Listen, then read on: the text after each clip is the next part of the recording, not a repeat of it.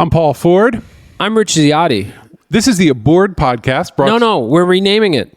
Oh, no. The Aboard Ziotti and Ford Advisors Aboard.com podcast. Okay, we are not renaming it. That's a joke because we've renamed the podcast 4 times.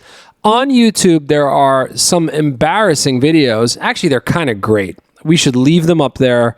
We tried YouTube as another channel, even though we have a wonderful audience that listens to us on the podcast. I do appreciate one thing about us, Paul, in the year 2023. What did we learn in the year 2023? We are okay with shitting our pants in public. Yes. I love it.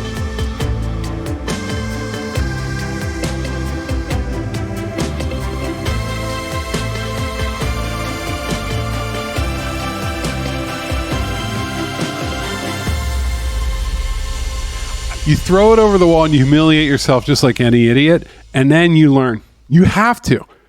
I think it's great. How long have I been advocating? You actually, this is funny because I think people think of you as the raging bull in this relationship. Yeah. And there's a lot of truth in that. You are the raging bull in this relationship. But how long have I been advocating for us to go out and sell our product to companies so that they can just laugh in our face and spit on us? You do like to go out there, and which is... And you're like, hold on a minute. I'd rather not humiliate myself in front of people who might one day give us money. And I'm like, no, I want to be debased like a worm and stomped. Well, maybe that's a little too much. Maybe, yeah, we don't want to go that far, but I do, and we're going to meander over to, I think, the one big thing that we both, I think, learned in 2023. Okay. And I think the tech world is also learning. Oh, my God. Can the tech world learn without a large language model? It's been, even though AI sort of took the wheel and showed this incredible second wind after the big, crypto shit stain of the last 5 years. Can we just pause for 1 sec about how rapidly it is? Like they have a giant whiteboard that they use to erase history at like A16Z. Crypto is now the ex-girlfriend you run into sometimes at Trader Joe's. Yeah, and you know what she has? You just avoid eye contact. You know what she has in her arms? Your twins. AKA 14 Doge coins. Yeah, I mean, it's just like, oh no, what? No, it was always AI. Yeah. But I want to put AI on the side for a second here. It's actually been a very, very rough year for tech. A lot of businesses, a lot of SaaS products, a lot of consumer tech products, and mostly on the software side, because that's what we pay attention to, have been taking an absolute battering. They're down 80%. The ones that are still private, their valuations, they're running out of money. I'm hearing this from VCs and entrepreneurs who have pretty healthy companies. It's been a rough go. As soon as you lift the AI veil back, it's been a rough year for tech. Besides AI is just rocket ship, but even AI got a little too frothy, and there's all these startups riding on top of other startups that are doing AI stuff. So I think it's already overheated, but it's fascinating. We've talked already. AI is no joke. We've always thought crypto was kind of a joke. We don't think AI is a joke. There's something pretty magical going on here, and it's interesting. But I want to talk about what I learned this year. Okay, what did you learn this year? And what I think a lot of people are learning this year too. Okay. As a counter narrative to AI. Spanish with Duolingo? We put out Aboard.com for public consumption out in the world. Okay. Aboard is our data management platform. Yes. We don't always call it that in public. Yes. But that's for the listeners of this podcast. It is a data management platform. If you go to Aboard.com, you can sign up for free and try Aboard.com. Thousands of you have. Thank you. You can also we also put out the mobile app, which you can download and try for free. It's a really cool tool. It does some nice things. And starting in about the fall, you and I came to realize the importance of talking to people. Yes, this is real. The dream, the Silicon Valley dream, the AI dream in a lot of ways, is that you can automate away relationships. And it turns out, whether you're charging $5 a year or $5 million a year, connecting with people somehow, some way, is key. And I think okay, let me pause you for a sec, because there's a thing going on here. It's very interesting, because it actually passes a lot of ideological and social and cultural lines. So, and it is the desire to remove certain kinds of interaction from the loop. It happens in the remote work discussion. It happens in the Silicon Valley, where all the money is going to come from, by getting people out of the loop. It happens in there's all these different contexts. A lot has been eliminated. I used to call car service. Yes. I don't talk to people anymore. Yes. I used to call a restaurant to order takeout. I don't call people anymore. I used to call a restaurant to make reservations. I don't call people anymore. Well, let me describe that as we used to live in a world where kind of you had to be close to something that was connected to a wire in order to do certain things. Yeah. Okay. Before that, you would have to run around with a piece of paper. Yeah. Right. So we got to a wire world, and now we're in wireless world. And so what happens is any job that was specifically like, the wire doesn't reach that far. Yep. I'm going to, I'll call the car service where they have a wire, and then they will tell the other guy to go get you. Yeah. Like, those jobs are gone. That world is gone. Not just those jobs, right? Like, no, and frankly, very few people really want to go back to that. Yes. And I think there is a direct correlation between the growth of automation and the importance of relationships. I'm going to give you an example that happened in 2023. Okay. We watch the SaaS product category a lot because we're a SaaS product. Software as a service. You spend money every month to Slack, Airtable. My understanding is that Airtable is one of the golden boys. Worth billions and billions of dollars. Billions and billions and billions of dollars. Founded by ex-Google people. It's a data management platform that now is sort of like a low-code app platform. Do anything with it, run your business on it. High-quality product. Yep. By any measure. We had one of the founders many years ago when Airtable was just a baby on our podcast. I opened TechCrunch, which I often do at 2 a.m. on Saturday. Yeah. I'm floored. They've cut half their staff. And I'm always thinking, wow, everybody wants to be Airtable. And then you keep reading. And I think my interpretation is probably stands alone in terms of what I read. What they said was this: we're going to cut half the staff. We're going to focus on our enterprise customers, which all I read was, we've wrung the automated get your credit card out towel dry. Mm-hmm. And now what is left is humans connecting with humans, relationships, right? And so here is the pinnacle of automated software bowing down to the fact that humans need to talk to each other for the real value to show up. And that, to me, was a lesson for us, frankly, for a lot of the world. I think that as AI rises, and I said this in a previous podcast, and I don't think I articulated it well, as AI rises, the value of the relationships between organizations, between companies, between entities, human relationships, is actually going to mean that much more. DoorDash automated deliveries, but they have an absolute army of a sales force that visits every single restaurant, shakes hands, asks you what you need, and it's at the foundational level.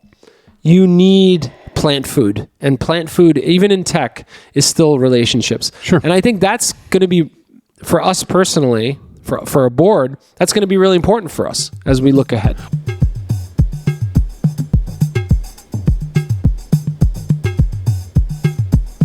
Well, look, we started October 2022. We launched a board as a kind of an enterprisey product. We were going to take it to organizations. Yes. And then you and I looked at each other and we said, it's not good enough yet. Like, we want to make it. That's right. And the way that I put it is that it was built on the web, but not of the web. And that's when we started with all the link parsing and the bookmarking and all that stuff. Also right? polish the product up a lot. Make it pretty, make the cards visual, all of that. Okay, so that ended up being, frankly, harder than we thought.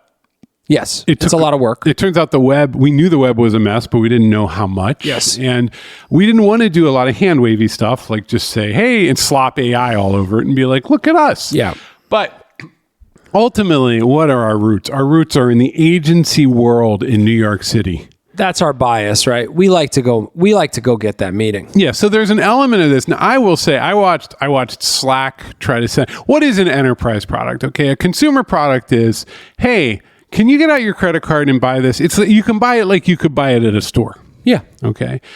An enterprise product means someone else is buying it for lots of other people. Yes. They're going to buy it for their team of 5,000. Or 50. Or 10 and whatever, right? Yes. But like still, Yes. But there isn't, what happens when you're buying something for 5,000 people? You're expecting to be able to make a phone call. Absolutely. You're expecting for certain things to be customized. Your logo is going to be on the top left. You might have a way that people sign on, and the company is going to, the software product is going to have to kind of like lean into that. Yes. They're not going to, unless it's like Google or Apple, we're going to bend to you, not the other way around. Yes. And I think you and I are looking in an interesting way for that compromise, and we keep looking for it. And one of the things that happened, we went out and pitched VCs at one point. And what was not in 23, in 22. No, way back. And what was funny about these conversations, God bless everyone, but they were like, oh, this seems interesting. You really have something there. First of all, they were like, go get thousands of users and then get in touch. And we're like, well, okay. but second of all, what was clear to us is they kept telling us where they were going to add value, not just in the money, was they were going to help us build out our enterprise sales culture, right? Yeah. And it was like, well, we have that. Like they were looking at us and we're 2,000 years old as far as they can tell. There's two Methuselahs selling them software. We are already optimized for relationships. And we're like, no, we're going to get there. We just have to make really good software first. Like, don't you worry about me selling to big organizations. I love it. Send me into the bank. I love those guys. I'll bring coffee. If anything, we're sort of the reverse. We're the opposite of a startup. Yeah. You're okay. And that is, I think it took us a minute. Here's what I think is very frustrating about our industry is that what you and I said was, I want to build really good kind of fundamental software, and I want it to be beautiful, and I want it to work well for everybody in an organization and outside of an organization. Yeah. I want it to be something people can pick up. And it actually turns out in a really weird way, there isn't a lot of context for that. I got to say, I feel like we are on our own path. We are stubborn men. I know us very well. We do pretty well with our stubbornness. Yeah. But we are on our own path, and we're going to win or we're going to lose based on our stubbornness here. I think that's right. And so like, I refuse to acknowledge and believe that there is a special kind of tool that you have to use if you are a C-level person at IBM, and like they get a golden hammer, but it's really ugly and heavy, and everybody else gets a little hammer, but you can only hit one nail. Yep. Right? Yep. I feel that like it's software. We want to empower people and figure stuff out. Anyway, I'm ranting a little bit here, but it's like that was the lesson for me, which is categories that seemed the categories of the industry that we're in just kind of don't make sense with what we're building.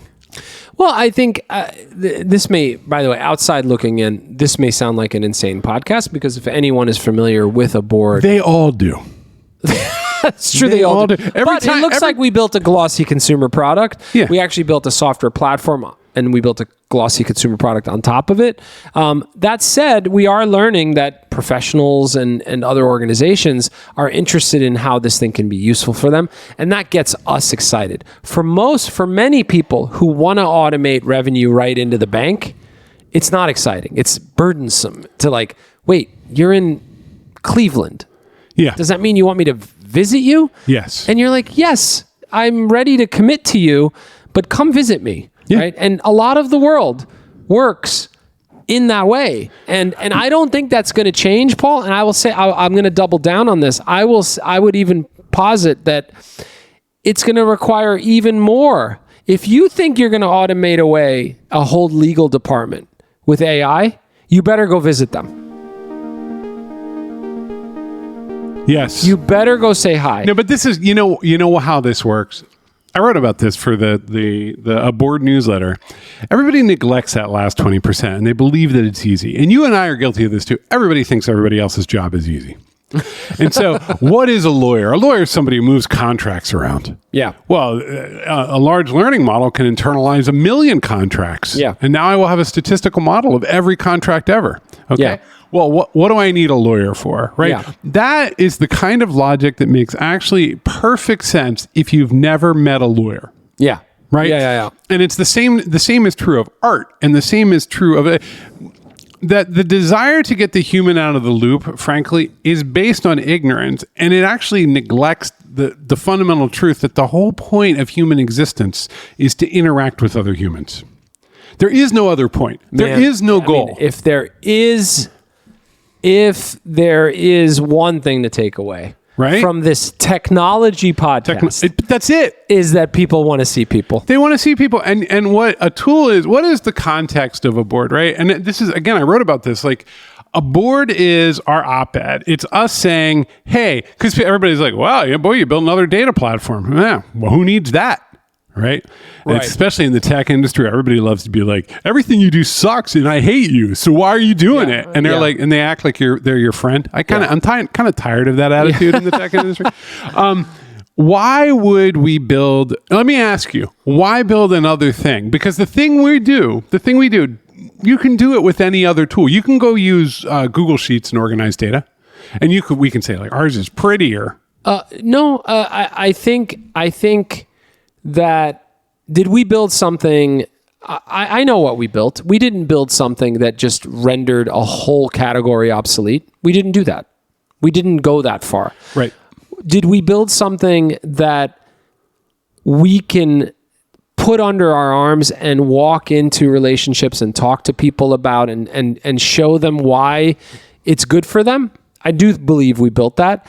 There is a consumer or a turnkey story around this thing, and I do believe it can be useful for a lot of people. I think we're pretty close to something that is generally useful for lots and lots of uses. Our data is showing it. Yeah. Right? We haven't slammed the gas on marketing spend yet, but the engagement levels are very, very good. It's true. If we could get 1 million people to use this thing, like that's the actual gap. No, I mean for anyone that's in the investment or VC world, like we're in the like close to 10% engagement after 60 days. Yeah. Once people lock in, it's really good. Yeah, that's right. And I'm sharing that in full, in the spirit of full transparency. However, it's nice to share good stats in this. It's nice to share good stats. Now, how do you get people to latch on and commit? It's that last mile that you are calling it 20%. I call it human relationships. A lot of it has to do with going, visiting, listening, understanding what people's problems are. By the way, I'm not saying, oh my God, they're going to do enterprise sales again. We may be at an interior design conference with a booth. Showing that this is a nice way to organize sofas. You're meeting people. Yeah, but there is a non-trivial chance that we're eating tiramisu in Detroit next year. That is just, get ready. I like Detroit and I like tiramisu. I know. Me too. That actually sounds fun. I'm fine with both of those things. I love a good short flight. I love you get there in the morning. I've never been to Detroit. It's exactly what you'd expect. If you could sum up what we learned in 2023, and I think what tech has learned too, right, it's that people matter. Even in the wildest of innovations, people still matter, and human relationships still matter, and you can't shortcut it. You just can't do it. You just can't. And we learned that. I think the world is learning that. I also think I'm going to make a generalization here. Maybe that's a little controversial. I think we're still kind of waking up groggy from the pandemic. I think we need to see each other more. I think it matters when we see each other more. I think it's healthier for us. I'll go right there. There's all these articles right now about what it's going to look like when Trump gets the nomination. Wow, you did go right there. Yeah. and like, I realized, like, I felt like I'd been hit in the head with a brick reading these.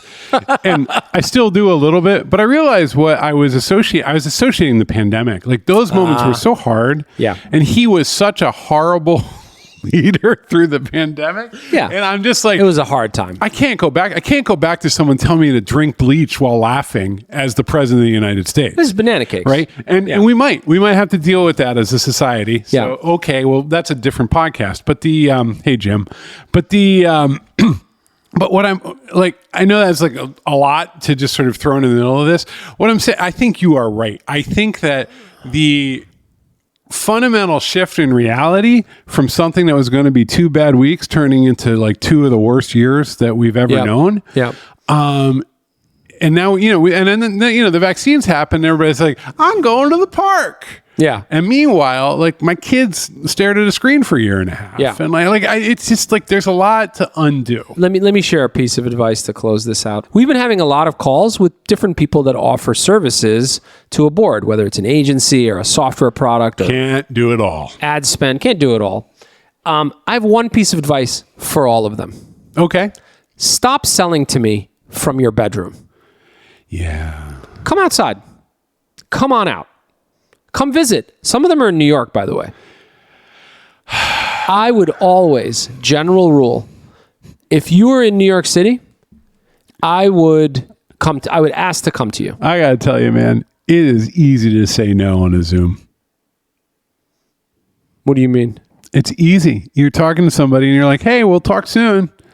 Exactly. Click. Exactly. But boy, once you've looked into their eyes, exchanged pheromones. You offered coffee. Yeah, pulled the hair off the side of their jacket. We're it's funny. We have been on both sides in pretty intense ways, as sellers and as prospects.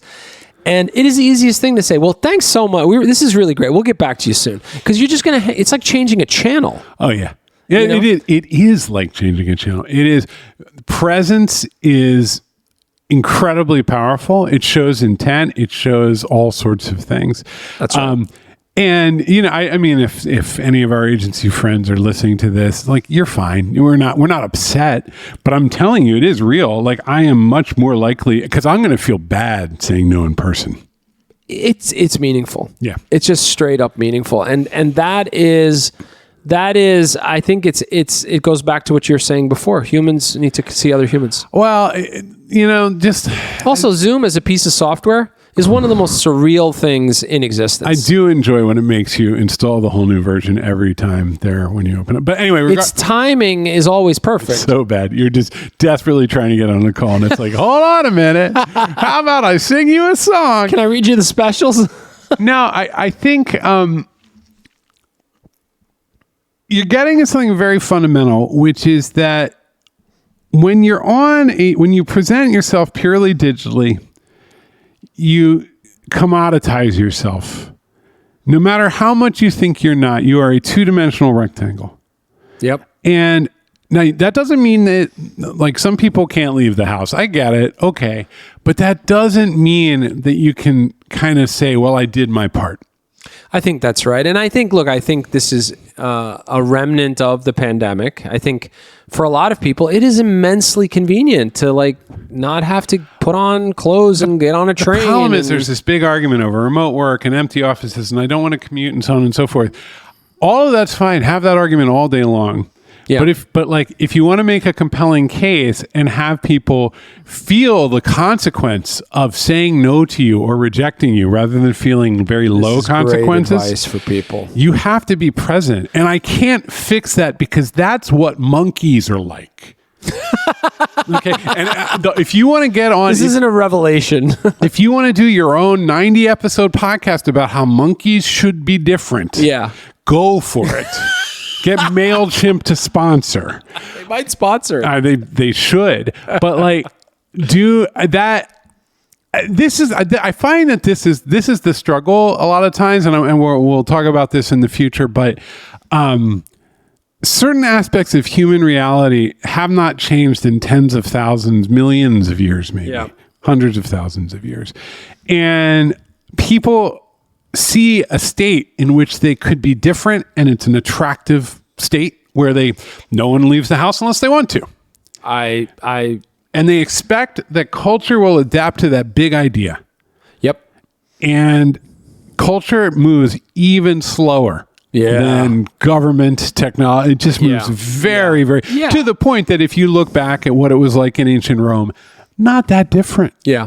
I think this is a remnant of the pandemic. I think people are like, well, you know, these computers are incredibly powerful. I've got chat over here. I've got video calls over here.